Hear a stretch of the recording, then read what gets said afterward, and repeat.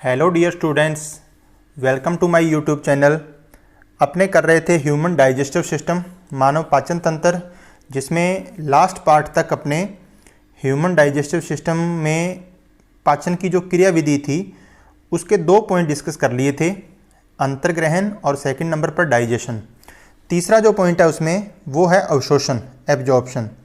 देखो बच्चों, अवशोषण क्या होता है कि जैसे ही जो आहार नाल है उसकी छोटी आंत में भोजन का पाचन कंप्लीट हो जाता है, तो अब उस भोजन को इस आहार नाल से बाहर अपने रक्त के अंदर डालना है या लसिका के अंदर डालना है, ताकि ये जो सिंपल फॉर्म है भोजन की ये सारी कोशिकाओं तक पहुंच सके, हमारा रक्त उसको पहुंचा सके और उससे अपने को ऊर्जा प्राप्त हो सके। तो इस प्रक्रिया को कहा जाता है अवशोषण। पाचित भोजन का आंत की उपकला कोशिकाओं के माध्यम से रुधिर या लसिका में स्थानांतरण अवशोषण कहलाता है। और ज़्यादातर जो पदार्थ होते हैं उनका अवशोषण छोटी आंत के इलियम भाग में होता है। और इलियम भाग में आप जानते हो कि लाखों की संख्या में विलाई और माइक्रोविलाई जो हैं वो प्रेजेंट होते हैं, जो वहाँ पर मिलकर ब्रश बॉर्डर नामक संरचना का निर्माण करते हैं उसकी म्यूकोसा लेयर के ऊपर। और वो जो विलाई और माइक्रोविलाई है वो अवशोषण की क्षमता को 100 गुना बढ़ाने का काम करते हैं। तो ज़्यादातर जो अवशोषण होगा वो छोटी आंत के इलियम भाग में होता है। ठीक है, अब आपने देखा था, जब अपने डाइजेशन किया था तो आप जानते हो कि आपने भोजन में मुख्यतः जो कार्बोहाइड्रेट्स या स्टार्च वगैरह थी तो उसको आपने मोनोसेक्राइड्स, जिसमें अपने ग्लूकोज, फ्रक्टोज, ग्लैक्टोज के अंदर कन्वर्ट किया था। वसा जो थी उसको ब्रेक डाउन किया था आपने वसीय अम्ल प्लस ग्लिसरॉल के अंदर, या आपको मोनोग्लिसरीडाइड लिखा हुआ मिलेगा। मोनोग्लिसरीडाइड का मतलब होता है कि ग्लिसरॉल के साथ फैटी एसिड की एक चैन अगर प्रेजेंट होती है, एक श्रृंखला अगर प्रेजेंट होती है, ग्लिसरॉल प्लस वसीय अम्ल की एक श्रृंखला, उसको मोनोग्लिसरीडाइड बोलते हैं। तो उसकी फॉर्म में तोड़ा था। प्रोटीन को आपने अमाइनो एसिड के अंदर कन्वर्ट किया था। तो इन सभी जो आपने छोटी छोटी ये पार्टिकल्स फॉर्म की हैं डाइजेशन के द्वारा, इनको अब आपने अवशोषित करके ब्लड के अंदर डालना है। और इनका अवशोषण किस किस प्रकार होता है वो अपने एक एक करके देखते हैं। सबसे पहले, अगर कोई व्यक्ति अल्कोहल का सेवन करता है या आप कोई दवाई वगैरह लेते हो, औषधि लेते हो, तो इसका अवशोषण जो है वो अमाशय में, स्टमक में ही हो जाता है विसरण द्वारा। ठीक है, औषधियाँ तो कुछ ऐसी भी हैं जिनका अवशोषण मुख गुहा में भी हो सकता है। मुख गुहा में भी इनका अवशोषण, हमारी जो टंग है, जिह्वा है, उसके नीचे की जो कोशिकाएं हैं वो भी अवशोषण की क्षमता थोड़ी बहुत रखती हैं। लेकिन मुख्यतः अल्कोहल और मेडिसिन वगैरह है जो इनका अवशोषण अमाशय में विसरण आप सभी जानते हो, हायर कंसंट्रेशन से लोअर कंसंट्रेशन की ओर जाना। ठीक है, फिर मैंने बताई दी आपको कि इलियम में विलाई और माइक्रोविलाई की उपस्थिति जो है वो अवशोषण की क्षमता को 100 टाइम्स बढ़ा देती है। अब पाचन के पश्चात जैसे मैंने आपको बताया कि जो पॉलीसेक्राइड्स होते हैं वो मोनोसेक्राइड्स के अंदर कन्वर्ट होते हैं, ग्लूकोज, फ्रक्टोज, ग्लैक्टोज वगैरह के अंदर। प्रोटीन जो है उनसे अमाइनो एसिड बनते हैं, और फैट जो है वो वसीय अम्ल प्लस ग्लिसरॉल या मोनोग्लिसरीडाइड कोलेस्ट्रॉल वगैरह में कन्वर्ट होती है। मोनोग्लिसरीडाइड मैंने बताया कि ग्लिसरॉल प्लस फैटी एसिड की एक चैन, ये मोनोग्लिसरीडाइड कहलाती है। अगर फैटी एसिड की 2 चैन होगी तो डाइग्लिसरीडाइड हो जाएगा। फैटी एसिड की 3 श्रृंखलाएं जुड़ी होगी ग्लिसरॉल के साथ, उसको ट्राइग्लिसरीडाइड बोलते हैं। ठीक है, अब देखिए आगे। अब इन सभी पदार्थों का जो जो अपने लिखे, इनका अवशोषण कैसे होता है। इनमें से ग्लूकोज जो है, ग्लैक्टोज है और अमाइनो एसिड है, इनका अवशोषण सक्रिय अभिगमन द्वारा होता है। सक्रिय अभिगमन का मतलब होता है कि इनके अवशोषण के लिए एटीपी खर्च होती है। इसका पूरा प्रोसेस अपने को यहाँ नहीं देखना, सिर्फ अपने ध्यान रखना है आपको कि ग्लूकोज, ग्लैक्टोज, अमाइनो एसिड जो है इनका अवशोषण सक्रिय अवशोषण, सक्रिय अभिगमन द्वारा होता है, एक्टिव ट्रांसपोर्ट द्वारा होता है। ठीक है, फ्रक्टोज जो मोनोसेक्राइड है इसको रुधिर के अंदर ले जाने का काम जो है वो वाहक यानी कैरियर करते हैं। जैसे ये आंतरिक साइड है किसी भी इंटेस्टाइन की, और ये इधर ये ब्लड वेसल्स हैं। तो कुछ कैरियर्स प्रेजेंट होते हैं इनकी प्लाज्मा मेम्ब्रेन पर, प्लाज्मा झिल्ली पर। वो कैरियर इनको, फ्रक्टोज को यहाँ से लाकर किस में छोड़ देंगे, ये वाले जो रुधिर वाहिनियाँ हैं उनमें ले जाने का काम करते हैं। तो फ्रक्टोज के बारे में याद रखना कि इनका वाहक द्वारा यानी कैरियर, इनको कैरियर प्रोटीन्स पाए जाते हैं प्लाज्मा झिल्ली पर। ये आपने 11th क्लास में जब आपने सेल टॉपिक किया होगा वहाँ देखा होगा प्लाज्मा मेम्ब्रेन की स्ट्रक्चर में, तो वो इनको ले जाने का काम करते हैं। विटामिन जो होते हैं इनका अवशोषण कुछ का सक्रिय द्वारा होता है और कुछ का निष्क्रिय विधि द्वारा होता है।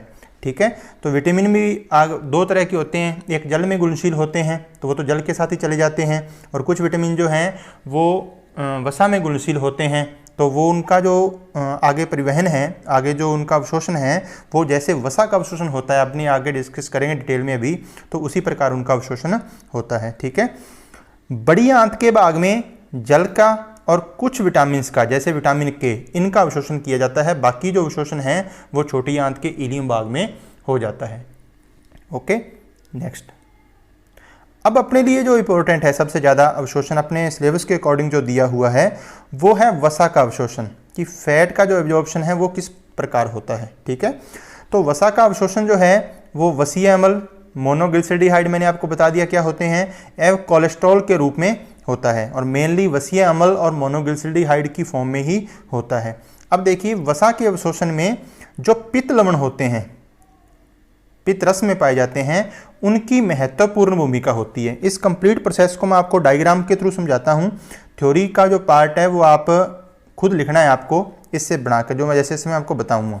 इस पूरे प्रोसेस को मैं आपको डायग्राम के थ्रू बताता हूँ, और थ्योरी का पार्ट जो है वो आपको सेल्फ लिखना है। देखिए क्या होगा, ये जो एक डायग्राम बना हुआ है आपके सामने, ये डायग्राम में आपको ये माइक्रोविलाई दिखाई दे रहे हैं, यानी कि ये वाला जो भाग होगा ये अपनी ल्यूमन होगी, आहार नाल की जो बीच की गुहा है वो वाला पार्ट है, और ये अपनी पूरी की पूरी जो है इस पर ये माइक्रोविलाई बने हुए हैं।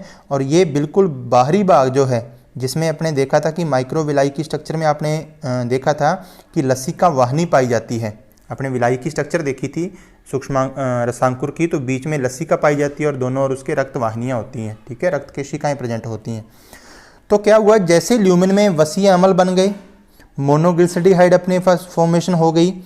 अब इन वसीय अम्लों को और इन मोनोग्लिसरीडिहाइड को पित्त लवण चारों ओर से घेर लेते हैं यहाँ पर, क्योंकि पित्त लवण पाए जाते हैं यहाँ पर, पित्ताशय से आते हैं जो ये पित्त लवण, इनको चारों ओर से घेर कर मिशेल नामक, या माइसिलीज भी बोलते हैं इनको, मिशेल नामक संरचना का निर्माण करते हैं। मिशेल ठीक वैसा ही जैसे साबुन वाले में आपने 10th क्लास में पढ़ा होगा, तो उस प्रकार की ये संरचना बनाते हैं। ये मिशेल्स जो है, माइसिलीज जो हैं, ये जैसे ही इन सूक्ष्मांकुरों के टच में आती है, कांटेक्ट में आती है, तो इस माइसिलीज नामक संरचना से जो पित्त लवण है और मोनोग्लिसरीडिहाइड है वो तो इसकी भित्ति को पार करके अंदर प्रवेश कर जाते हैं इसकी उपकला के। ठीक है, और पित्त लवण जो है वो वापिस से किसी दूसरे वसीय अम्ल या किसी दूसरे मोनोग्लिसरीडिहाइड के साथ मिशेल की फॉर्मेशन के लिए पुनः तैयार हो जाते हैं। अब जैसे ये वसीय अम्ल और मोनोग्लिसरीडिहाइड इसकी उपकला में प्रवेश करे, तो उपकला कोशिकाएं हैं, तो कोशिकाओं में आप जानते हैं कि स्मूथ एंडोप्लाज्म रेटिकुलम, चिकनी अंतःप्रदवी जालिका भी होगी यहाँ पर, और रफ एंडोप्लाज्म रेटिकुलम यानी खुरदरी अंतःप्रदवी जालिका भी होगी। जैसे ये वसीय अम्ल और मोनोग्लिसरीडिहाइड SCR में प्रवेश करते हैं, अंतःप्रदवी जालिका जो है चिकनी उसमें प्रवेश करते हैं, तो इनसे निर्माण किया जाता है ट्राइग्लिसरीडिहाइड का। यानी कि SCR का जब फंक्शन देखा होगा आपने 11th क्लास में, तो वहाँ आपने देखा होगा कि ये ट्राइग्लिसरीडिहाइड का निर्माण करती हैं। अब ट्राइग्लिसरीडिहाइड क्या होता है, मैंने आपको बताया कि ग्लिसरॉल और फैटी एसिड की जो 3 चेन अगर उसके साथ लगी हो तो उसको ट्राइग्लिसरीडिहाइड बोलते हैं। तो ये SCR इन वसीय अम्लों और मोनोग्लिसरीडिहाइड से क्या बना देती है, ट्राइग्लिसरीडिहाइड की फॉर्मेशन कर देती है। ये काम तो किया SCR ने। अब RER जो है, रफ एंडोप्लाज्म रेटिकुलम, जिस पर राइबोसोम्स प्रेजेंट होते हैं, और राइबोसोम्स का काम आप जानते हो कि प्रोटीन का निर्माण करना होता है। प्रोटीन के अणु जब इन ट्राइग्लिसरीडिहाइड को चारों ओर से घेर लेंगे, ये जो बीच में डॉट लगा हुआ है ये ट्राइग्लिसरीडिहाइड है, उसके चारों ओर ये प्रोटीन जो है, अब इस संरचना को कहा जाता है काइलोमाइक्रोन। देखो इसमें 2 चीज़ें हुई, एक तो आपके पास वसा हो गई ट्राइग्लिसरीडिहाइड की फॉर्म में, और प्रोटीन हो गया, तो इसको लिपोप्रोटीन भी बोल सकते हैं, लेकिन इन खास जो ये संरचनाएं बनती हैं इनको कहा जाता है काइलोमाइक्रोन। और ये काइलोमाइक्रोन एक्जोसाइटोसिस विधि द्वारा, एक्जोसाइटोसिस विधि होती है, आपने पढ़ी होंगी ये phagocytosis, pinocytosis, exocytosis 11th class में। तो एक्जोसाइटोसिस का मतलब है कि अपनी जो ये मेम्ब्रेन है इसकी झिल्ली, उसके द्वारा अंतर्वलन बनाकर उसको अपने में से बाहर निकाल देना। और जैसे ही ये काइलोमाइक्रोन बाहर निकलते हैं तो वो प्रवेश कर जाते हैं किसके अंदर, लसिका के अंदर। लसिका वाहिनी में प्रवेश कर गए तो मीन्स लसिका में चले जाते हैं। तो इस प्रकार अवशोषण किया जाता है। ये फैटी एसिड और मोनोग्लिसरॉल्डिहाइड जो ल्यूमन में पड़े थे, इनको भेजा गया इस प्रोसेस के द्वारा किसके अंदर, लसिका के अंदर। ठीक है बच्चों, एक बार फिर से जो जो आपको इसमें राइट डाउन करना है, जो जो आपको इसमें लिखना है कि किस प्रकार लिखोगे, आप ये लिखोगे कि वसा का अवशोषण जो है वो वसीय अम्ल, मोनोग्लिसरॉल्डिहाइड आदि की फॉर्म में किया जाता है। इसमें पित्त रस में पाए जाने वाले पित्त लवणों की भूमिका महत्वपूर्ण होती है, ये बात लिख देना आप।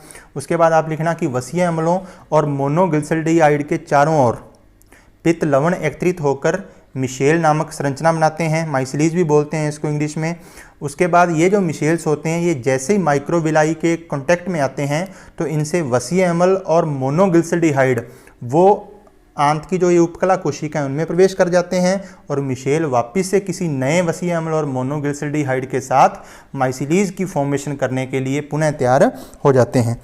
अब ये जो वसीय अम्ल और मोनोग्लिसरॉल्डिहाइड गए हैं, ये अंदर अंतःप्रदवी जालिका में प्रवेश करेंगे। कौन सी में, चिकनी अंतःप्रदवी जालिका में, और वहां जाकर ये ट्राइग्लिसरॉल्डिहाइड की फॉर्मेशन करते हैं। अब इन ट्राइग्लिसरॉल्डिहाइड के जो अणु बने हैं, मॉलिक्यूल्स बने हैं, इनको चारों ओर से घेर लेते हैं किसके अणु, प्रोटीन के अणु। उस संरचना को क्या नाम दिया, काइलोमाइक्रोन। और इस काइलोमाइक्रोन को एक्जोसाइटोसिस विधि द्वारा बाहर निकाल दिया जाता है। एक्जोसाइटोसिस को बहिकोशिका लयन भी बोलते हैं हिंदी में।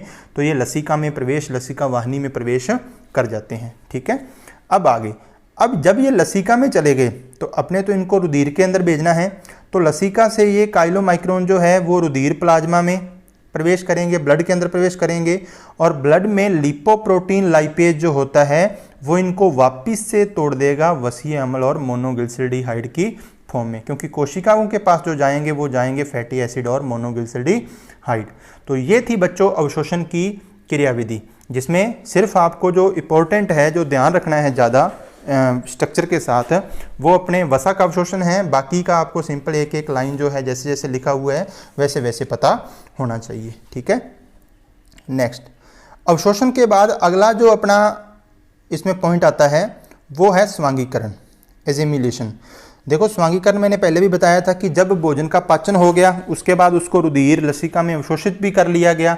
अब अवशोषण के बाद जो ब्लड सेल्स हैं, रुधिर है अपना, वो उनको पहुंचाएगा हमारे शरीर की कोशिकाओं तक, जिससे कोशिकाओं में उन पदार्थों का उपयोग किया जाएगा ऊर्जा निर्माण में, और इसी प्रक्रिया को कहा जाता है स्वांगीकरण या एजिमिलेशन। तो पाचित भोजन अवशोषण के बाद रुधिर की सहायता से सेल्स में जाता है, जहां इनका उपयोग ऊर्जा निर्माण में किया जाता है। इस प्रक्रिया को स्वांगीकरण कहते हैं। और अपने जानते हैं कि भोजन की जो अतिरिक्त मात्रा है, यानी हमारी कोशिकाओं में जो भोजन का संग्रह है, वो किया जाता है ग्लाइकोजन के रूप में और वसा के रूप में। और ये आपको बताया था कि ग्लूकोज को ग्लाइकोजन में कन्वर्ट करने का काम जो है वो हमारा लीवर करता है। ठीक है, आगे लास्ट जो इसमें पॉइंट है वो है बहिक्षेपण, इजेशन। तो अब भोजन का अवशोषण भी हो गया, स्वांगीकरण भी हो गया, और जो पार्ट पचा नहीं, मतलब अपाचित भाग रह गया, उसको शरीर से बाहर निकालने की प्रक्रिया। अवशोषण के पश्चात भोजन के अपचित भाग को मल द्वारा, अपचित भाग जो होगा उसको मल कहते हैं, इसको शरीर से बाहर निकालने की प्रक्रिया बहिक्षेपण कहलाती है। अपचित भोजन जो है वो कुछ समय तक मलाशय में संचय होता रहता है, एकत्रित होता रहता है, और उससे जो मलाशय से बाहर निकालना है उसका वो तंत्रिका तंत्र द्वारा उद्दीपित होता है। दिन में 1 या 2 बार ये प्रक्रिया होती है, और तंत्रिका तंत्र जो है वो मलाशय की वॉल में कॉन्ट्रैक्शन करता है, जिससे ये शरीर से बाहर निकाला जाता है। अब ये जो फिकस है, जो मल है, इसके बारे में कुछ बातें आपको पता होनी चाहिए, आपके competition view point of view से इंपॉर्टेंट रहेगी। तो ये मल जो होता है उसमें गंध जो आती है, वो गंध आने का कारण स्केटोल, इंडोल और क्रीसोल ये होते हैं। तो कभी भी एग्ज़ाम दो आप कॉम्पिटिटिव कोई भी या नीट वगैरह का, तो उसमें पूछ लिया जाए क्वेश्चन, तो इन तीनों में से कोई भी नाम आपको मिले, स्केटोल, इंडोल और तीसरा है क्रीसोल, ये है मल में से गंध आने का कारण। और सेकंड नंबर, मल का जो रंग होता है वो उसमें स्टर्कोबिलिन और दूसरा यूरोकोबिलिन, इनके कारण होता है। तो कौन से सब्सटेंस है जिनके कारण मल का रंग होता है, वो ये 2 याद रखने आपको, स्टर्कोबिलिन और दूसरा है यूरोकोबिलिन, और मल में गंध आने का कारण स्केटोल, इंडोल और क्रिसोल होते हैं। ठीक है, इसी के साथ अपना जो पाचन की क्रियाविधि वाला टॉपिक है वो कंप्लीट होता है। अब पोषण और पाचन तंत्र से संबंधित कुछ अबनॉर्मलिटीज़ जो हैं अपने दी हुई वो देखिए। कुपोषण व संबंधित रोग, ये छोटी क्लासों में पढ़ते आ रहे हो भैया आप। कुपोषण क्या होता है? आप जानते हो कि भोजन में अगर पूरे पोषक पदार्थ नहीं हैं तो वो उससे व्यक्ति जो है वो कुपोषण का शिकार हो जाता है। कुपोषण जो है वो 4 प्रकार का हो सकता है: अल्प पोषण, अति पोषण, असंतुलित पोषण और विशिष्ट न्यूनता। इनके बारे में मैंने राइट डाउन नहीं किया क्योंकि आपको नाम से ही पता लग जाएगा। अल्प पोषण का मतलब है कभी लंबे समय तक भोजन की उपलब्धता जो है वो अपर्याप्त मात्रा में रहे, मतलब कंप्लीट फूड जो है वो ना मिले लंबे समय तक, तो उसको अल्प पोषण कहेंगे। अति पोषण का मतलब अत्यधिक मात्रा में भोजन खाया जाना, तो ये भी एक तरह का कुपोषण है। तीसरा है असंतुलित पोषण। तो असंतुलित का मतलब है कि कुछ जो पोषक पदार्थ हैं वो निश्चित अनुपात में उपलब्ध उसमें ना हो, यानी कि जितने जितने न्यूट्रिएंट भोजन के अंदर मौजूद होने चाहिए उतने मौजूद ना हो, तो उसको असंतुलित पोषण बोलते हैं। और विशिष्ट न्यूनता, तो विशिष्ट न्यूनता का मतलब है लगातार किसी विशिष्ट पोषक तत्व की कमी होती रहे, तो उसको विशिष्ट न्यूनता कहा जाता है। ठीक है, WHO जो है वर्ल्ड हेल्थ ऑर्गेनाइजेशन, उसने पोषण संबंधी जो 5 प्रमुख रोग बताए हैं इनके बारे में थोड़ा पता होना चाहिए अपने को। इनमें से 2 के बारे में अपने आगे डिटेल में भी देखना है।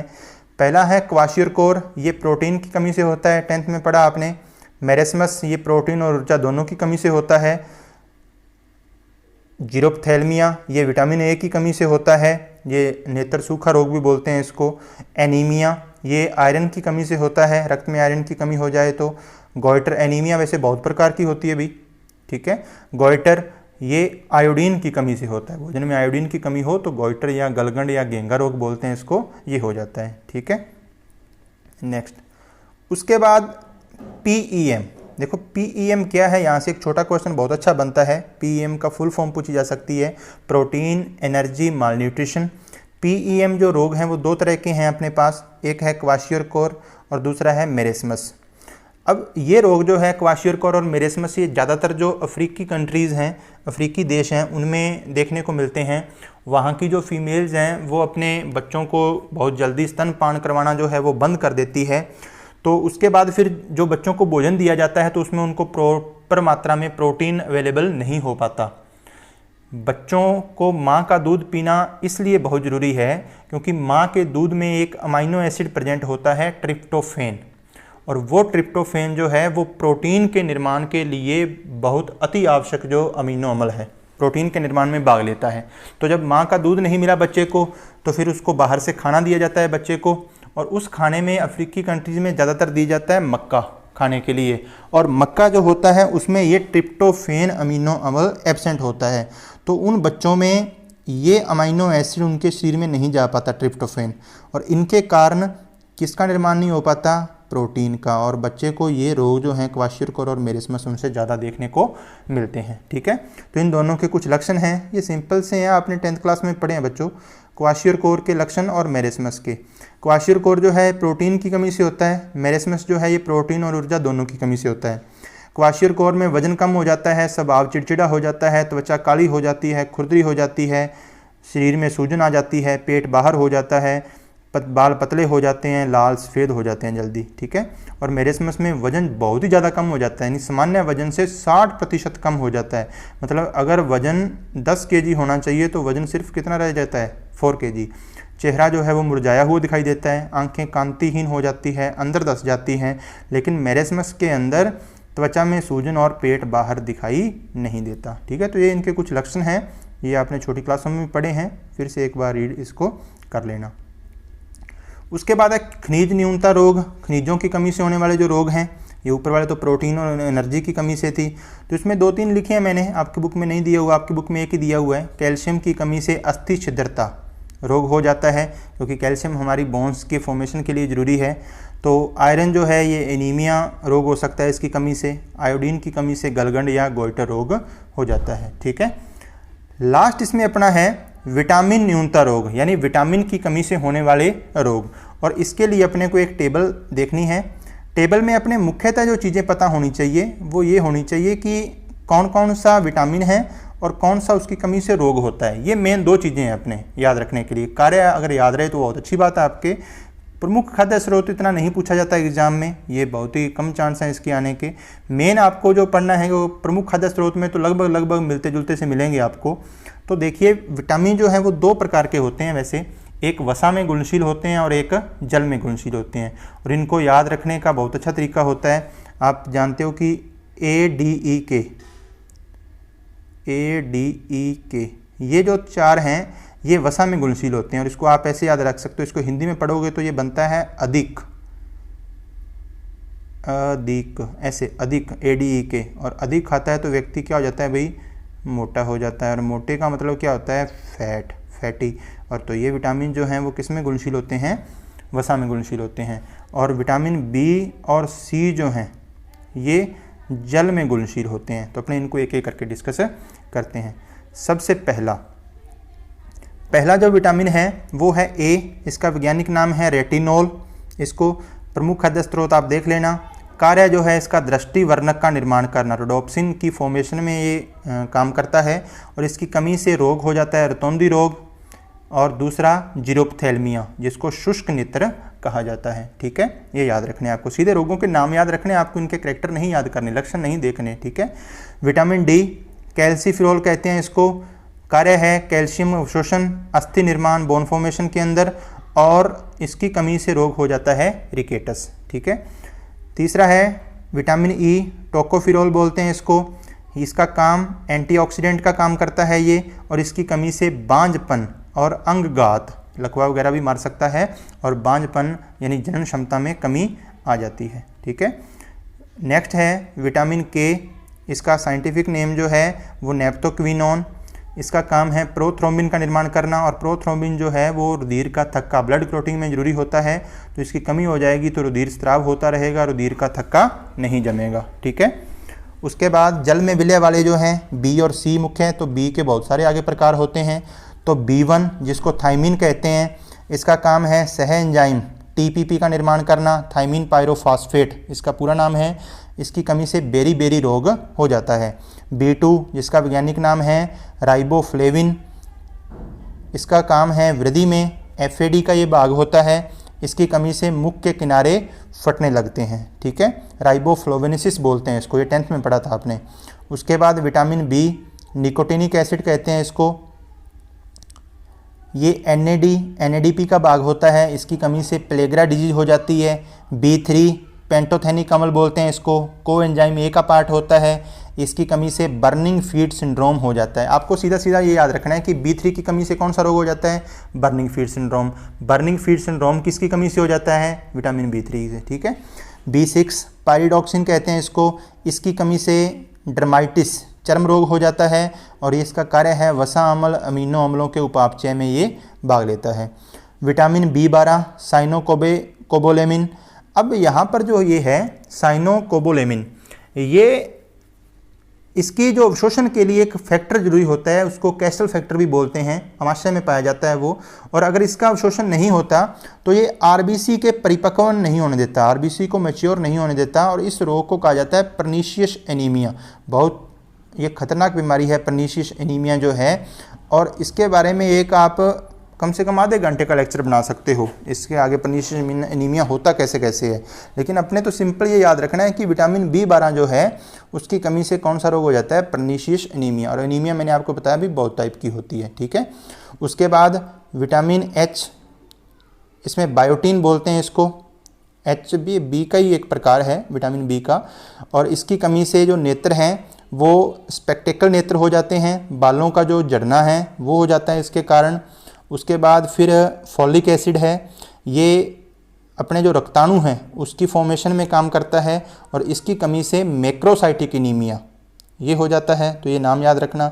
और विटामिन C लास्ट में एस्कॉर्बिक एसिड, ये कोलेजन संश्लेषण एंटीऑक्सीडेंट का काम करता है, और ये तो सभी जानते ही हो विटामिन C की कमी से स्कर्वी रोग हो जाता है, जिससे मसूड़ों में रक्त आता है। तो ये टेबल जो है उससे आपसे मैक्सिमम 1 नंबर का क्वेश्चन कोई पूछा जा सकता है, और उसमें मैंने आपको बताया कि रोग देखकर विटामिन का नाम या विटामिन का नाम देखकर रोग का नाम पूछा जा सकता है। ठीक है बच्चों, इसी के साथ आपका ये चैप्टर जो है वो कंप्लीट होता है। फिर मिलेंगे किसी नए चैप्टर के साथ।